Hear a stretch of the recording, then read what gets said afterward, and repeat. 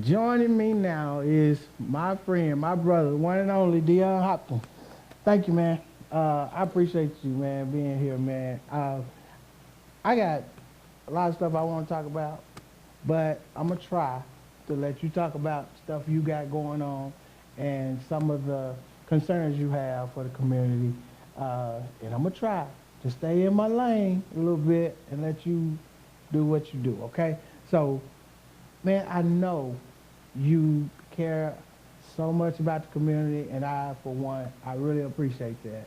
I see you and how you really advocate for making sure that our community is safe, and making sure our young cats understand, you know, the dangers that lurk out here.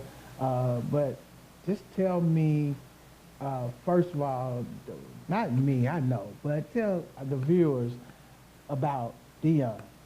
What do you do? What's your background? How did you get involved in trying to make the community better? Well, long story. First of all, I got incarcerated at the age of 18. I received a 15-year sentence. And so imagine a young man going to prison, 18 years old, Yeah. 15-year sentence. I did my time in Missouri, a place I wasn't born and raised at, no friends, no family. Yeah. So 18 years old, in a foreign state, Right. with a 15-year sentence. God was with me the whole time, don't get me wrong. I did 7.5 years. To me, it was great.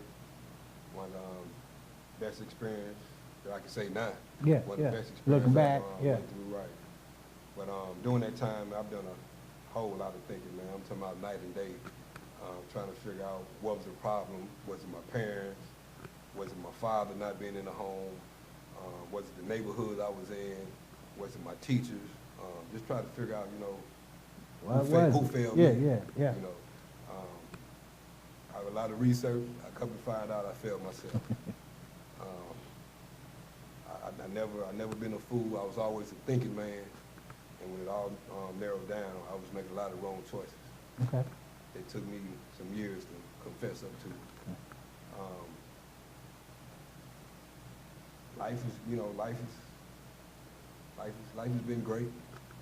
Okay. A lot of hard times, a lot of struggling coming up.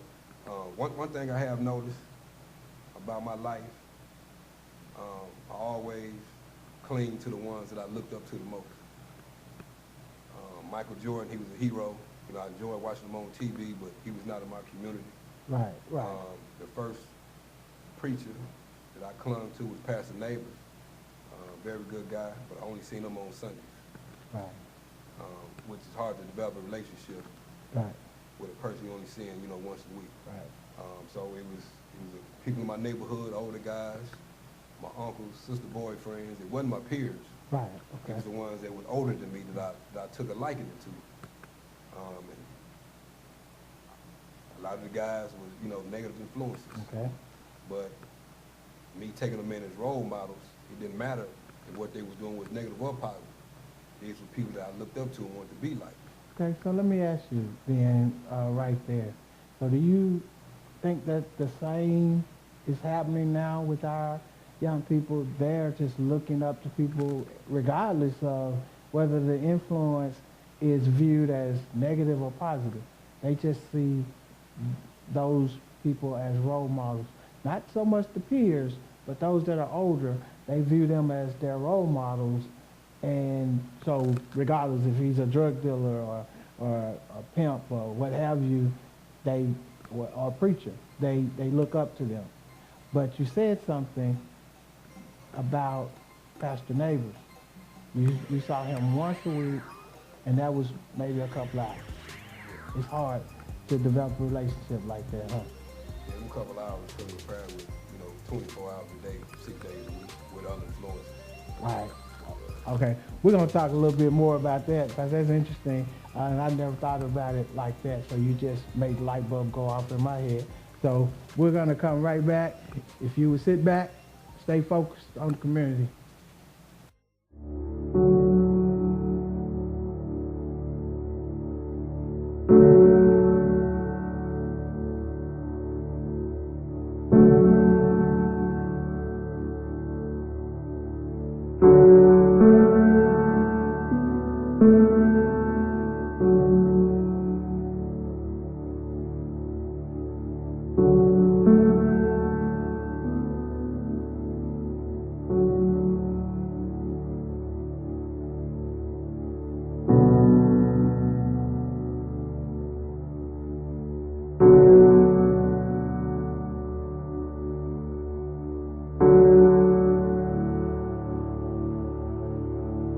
I'm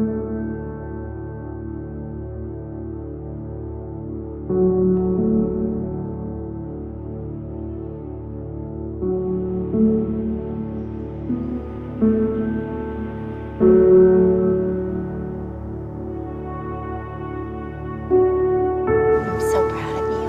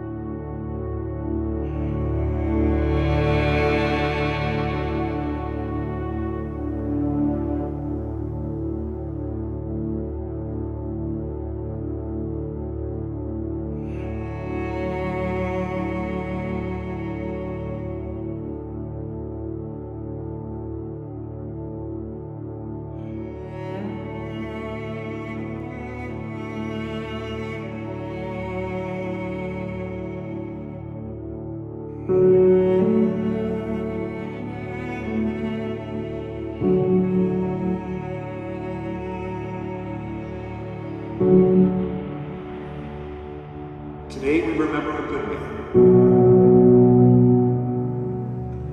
a loving father, husband, brother, son, and friend. Jack gave freely his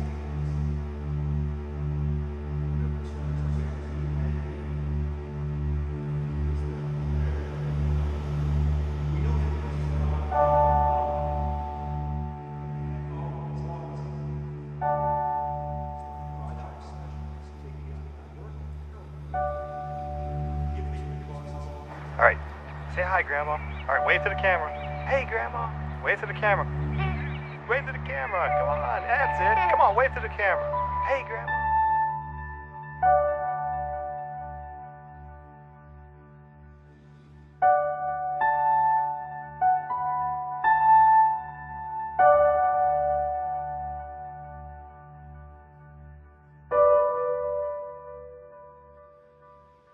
Come on, wave to the camera.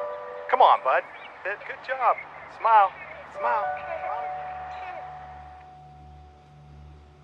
A man who was taken from us too soon. A husband, a father, a man we will never forget.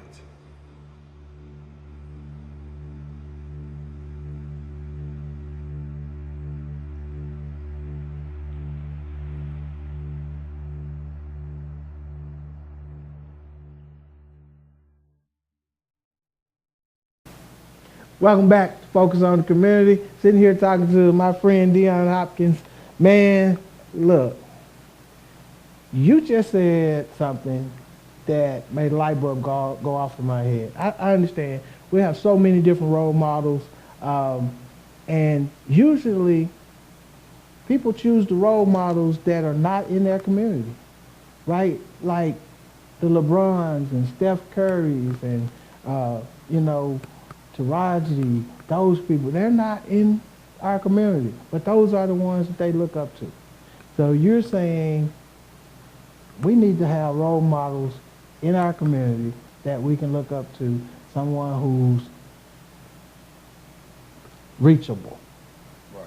So you said Pastor Neighbors, you really admired him, but you only saw him for a couple of hours once a week. Yes. Wow. So now what happens?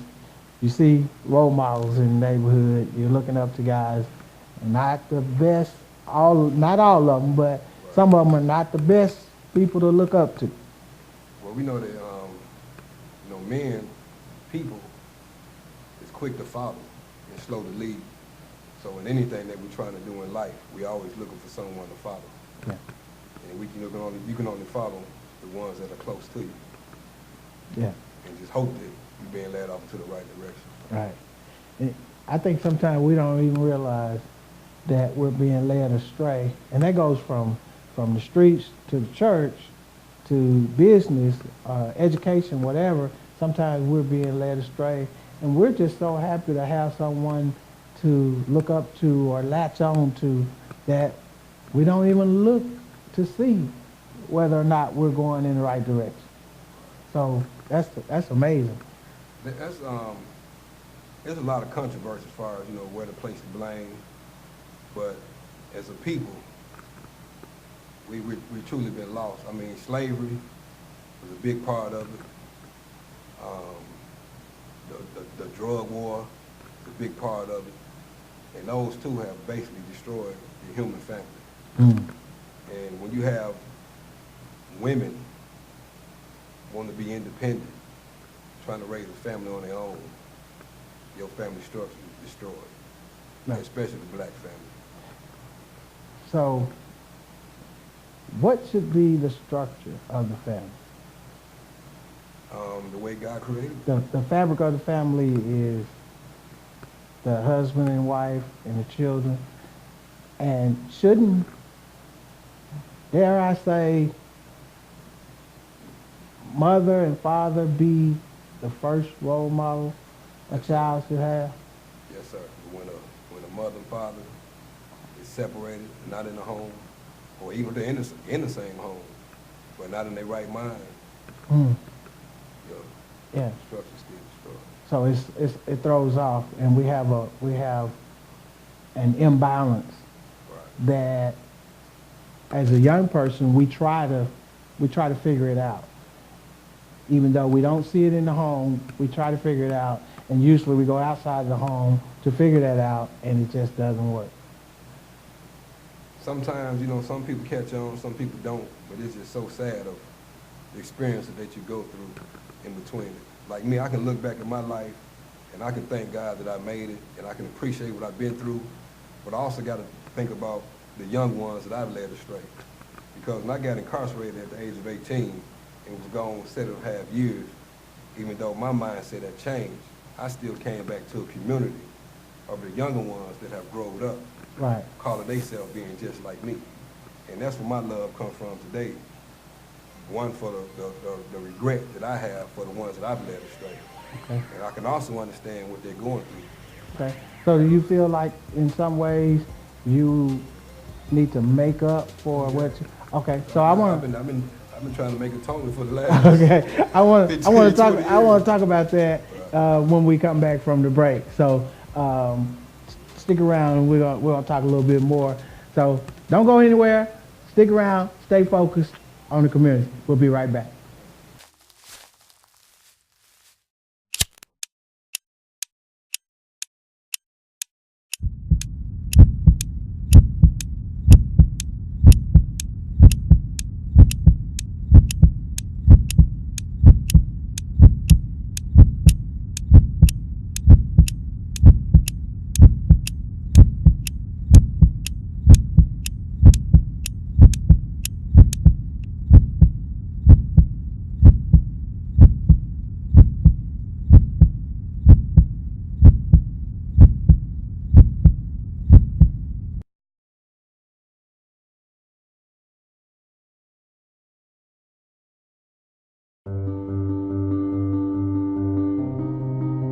What do you wish for?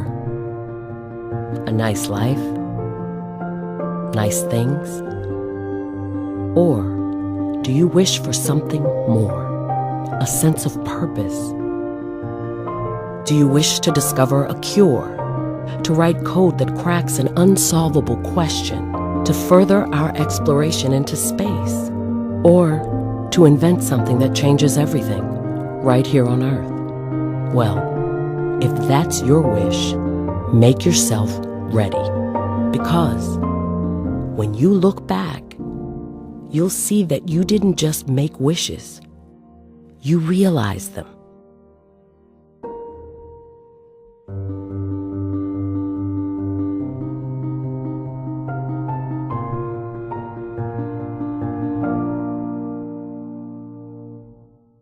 Welcome back. Sitting here talking to Dion Hopkins. We getting into some good stuff. I'm kind of staying in my lane. I'm trying not to jump too far because I want you to tell what you got to tell, share what you have to share with us. So now you spoke of making atonement. Man, how did that play in your mind? Like when you started to realize, like, I've led some people astray in my time of doing wrong, and I need to make amends for that. How did that play out? What are you thinking? Well, now during my time of incarceration, I was, always had close communication with family and friends, and just, man, many nights, man, just reading letters of, my little cousin that was growing up. Yeah.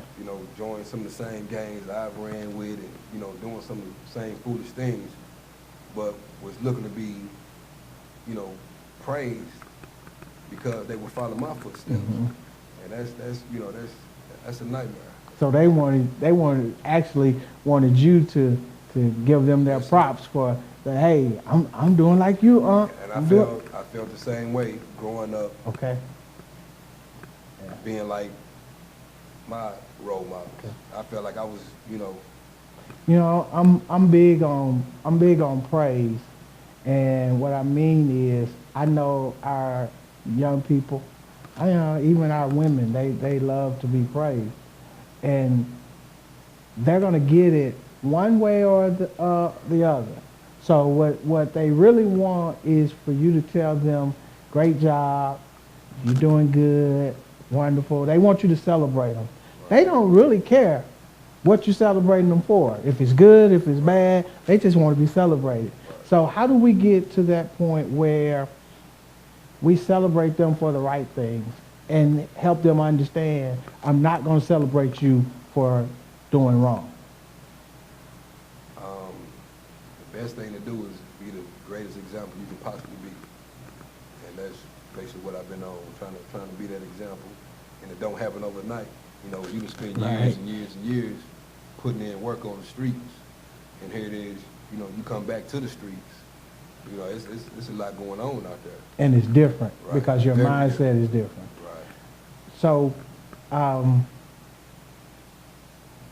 what are your suggestions, I guess, for somebody who's watching and want to make a difference in the community?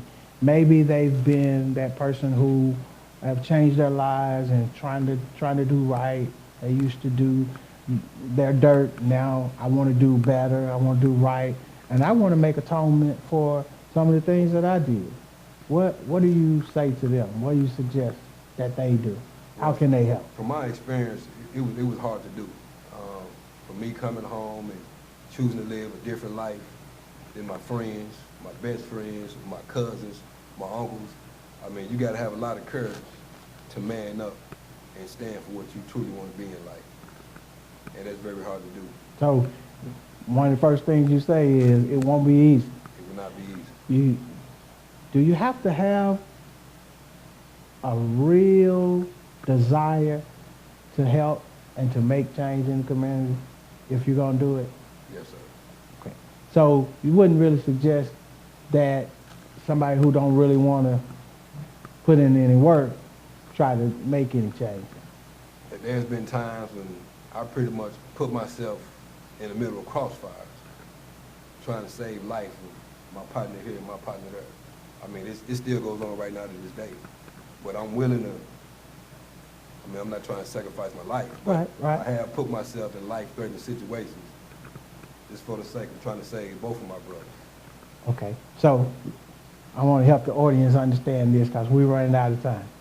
So it takes commitment, because what we've heard before is that sometimes you have to really put yourself out there. What I'm hearing from you is I'm not necessarily trying to sacrifice my life, but I'm willing to show these young people, look, we're here for you. And I don't want to see this go on. Y'all can do better than this. And if that means sometimes ending up in the crossfire, so be it.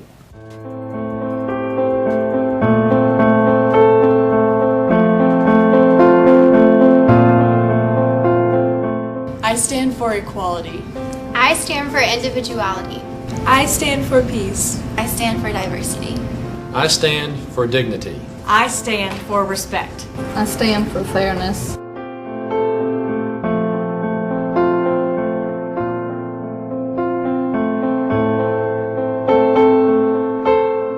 Red, yellow, black, White.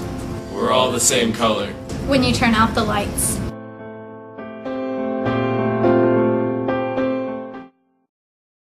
If only then, why should you? If I could make a change, why can't you? There's enough stripes that we couldn't take, cause you whip it on the gun, it's on the blade. We don't do it for the praise, just so gang violence awareness can be raised. Little by little, we have to drop these stats. How can 35% of our gang members be black? 49% is half my family Latino. How is that? No more bandanas, no more rapes, no more of those meanest handshakes. So we ask you to step up, step out against gang violence. If you don't, who will?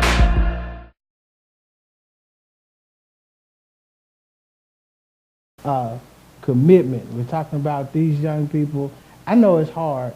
I get that. Believe me, I'm somebody that is really big on doing it right or not doing it at all.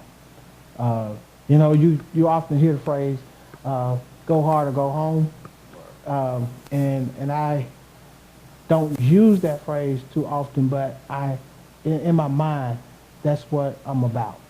And I just believe if we're going to make a difference in our community, we either go hard or we go home. Because if they don't see in the community that we're trying to reach, if they don't see a commitment or a level of commitment, then they're not going to want to follow. And I believe that's why when we talked earlier about the role models, I think they look at role models and they're committed to whatever it is that they're doing, whether it's pastoring, whether it's pimping, whether it's prostituting, whether it's dealing, whatever it is, they're committed to it. And so when somebody see that, I want to be that, and I want them to be proud of me for being that. So what do you say to people who say, I want to be involved, I want to help, but they may not really be, or not be, but understand the commitment? When it comes to situations like that, you really have to have, I believe, leadership skills to stand out on the front line, to commit yourself to anything. Wait. Okay. If we do that, where are we going to get that from? Where are we going to get those skills from? Don't we need somebody, maybe like you, to help build up those leadership skills with brothers like me and others so that we can all reach down together to help? Yes. Okay, all right. It's an individual basis. Like I said, you first got to be that individual example. Okay. To even step out and try to do anything to help anyone. West Memphis, there's a lot of division. There's a lot of people putting in a lot of good work in West Memphis. A lot of churches, okay, a lot of organizations, a lot of different individuals. But there's so much division to where the good work is being put in is not having a big effect. Right. You know what I'm saying? I mean, people we love, we want our egos to be stroked. And when more people is involved, then we get involved. Right. We might see 5 guys over here in the corner praying, like we have done many times in the project. Right. But if you have 100 guys over here praying, then that 100 will attract so many more, just on the strength of what are they doing? It's a lot of them. Right. You know. Yeah, I can remember. Just like I mean, like Jehovah's Witnesses, they come to your door, 2, 3 people. You look, you encourage one to open the door. But now if you got 100 men walking the neighborhood knocking on doors, then our voices will be heard by just about every door we knock on. But if we continue being divided through whatever reason, then less effective. I'm trying to think, how can we get 100 men to go out and knock on the door? We need to go live, commit ourselves to making that call. Okay. Being responsible. Back you bring to 10 commitment. guys, I bring 10 guys, Brother Jerry bring 10 guys, Brother, I bring 10 guys. If we get 10 guys that get committed to bringing 10 other guys, we got our 100 guys. Look, I'm thinking like people think. I know how people do. We walk down the street with 100 guys, they gonna call the police on us. We need their help. We need them too, because we're gonna knock on some doors. Hey, that makes sense to me. Hey, I say, let's do that. I say that if we can get 20 people to commit to bringing 5, I mean, we can get 10 to commit to bring 10, but if we can get 20 people to commit to bring 5 and just hit the street. And not so much knock on doors right away. Right. But we can walk our city and pray. When Al Sharpton came for the death of Dion Farrow, God bless his soul and his family, we were all gathered in City Hall. I don't believe City Hall has ever been that packed in the history of Arkansas. And it was wall to wall. So everybody was saying that they came from here to help, they came. So my question was, the little guy in the back of the room, my question was, what do we do now? We're here. So it's easy to get the people to come together because we have done it many times. But if we don't have a real deal solid agenda of how we can really save and help our people on a continued basis, then we'll get together today, probably next week, maybe one time next month. After that, we never see each other again. Like we've done in the past with some other thing. All right. Well, man, we have got to do better, and we have got to be more committed to our community. We need to spread the word. Commitment is key. We need to come up with a strategy. And if there's just one or two that follow the plan, we need to stick with the plan. I think sometimes we'll have people come up with a plan, and because it's not your plan, you don't follow it. But we got to start somewhere. And if we don't, we're not going to make it.